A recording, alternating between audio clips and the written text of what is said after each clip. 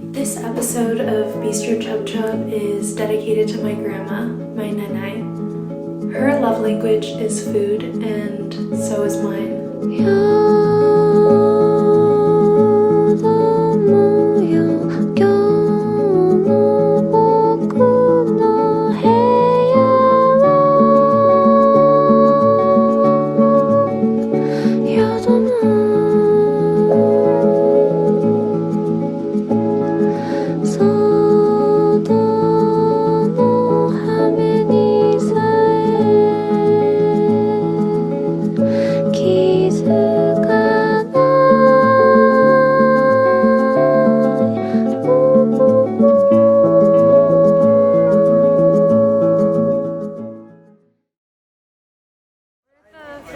Farmers market this morning. I'm just kind of getting the remaining ingredients. I did most of my shopping at H Mart for this Bistro Chub Chub, but looking for some garnish and fresh fruits to finish the dishes. Beautiful.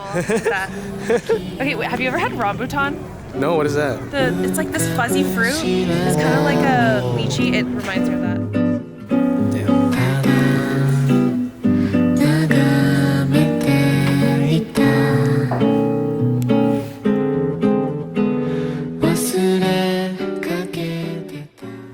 Growing up, we lived near this older Shanghainese couple who had owned a restaurant back in China.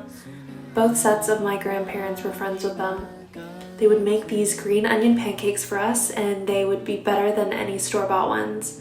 For years, my grandma tried to replicate their green onion pancakes, and finally, one day, she discovered the secret ingredient. Nowadays, she'll make huge batches.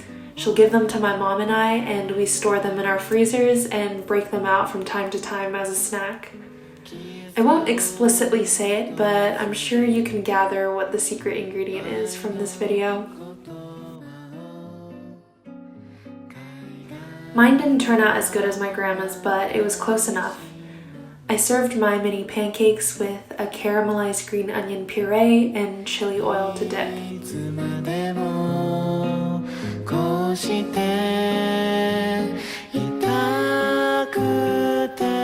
I was actually quite the picky eater when I was younger, but I reliably ate my grandma's meatballs. There was something about the way she seasoned ground pork that made it so addictive.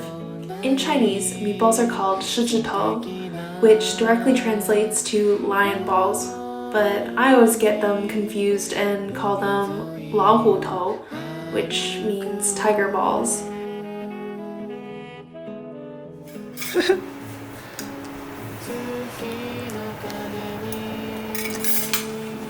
In my own rendition, I wrapped the ground pork recipe in Savoy cabbage and steamed them. I topped it off with a shiitake mushroom cooked in dashi broth and poured the thickened broth tableside, almost like gravy. Hongsha is a staple in every Shanghainese family. I'd like to say my grandma has the best recipe. It's fatty pork belly braised in soy sauce, yellow wine, rock sugar, and aromatics. I lay my pork belly on a bed of sautéed mushrooms. Before my grandma met my mom, she didn't like noodles. But my mom's family cooks the best noodle soups, and slowly my grandma has come around to them. So I serve the pork belly with a side of noodles cooked in the juices.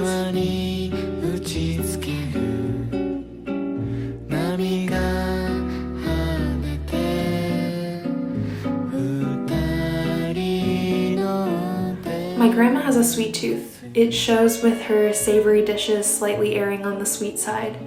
And it shows in the wonderful desserts she makes, one of them being tangyuan, glutinous rice balls.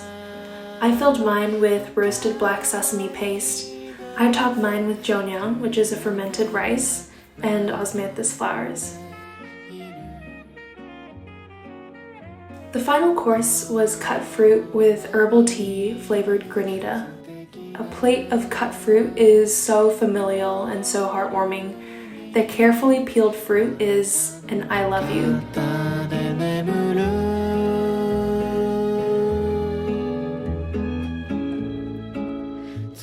The sweet shaved ice is topped with segments of peeled pomelo, cut grapes, and edible flowers to finish.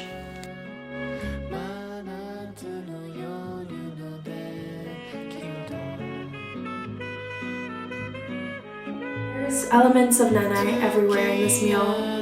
It's her style of cooking, her amount of soy sauce, salt, sugar, and MSG.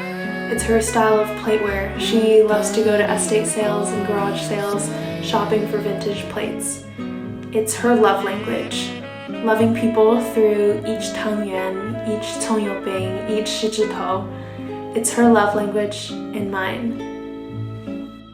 Thank you so much to Jeff, who followed me around and filmed all this beautiful footage of the day.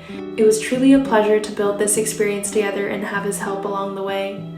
Thank you to my sous chef Cole. And thank you for joining me for another Bistro Chub Chub.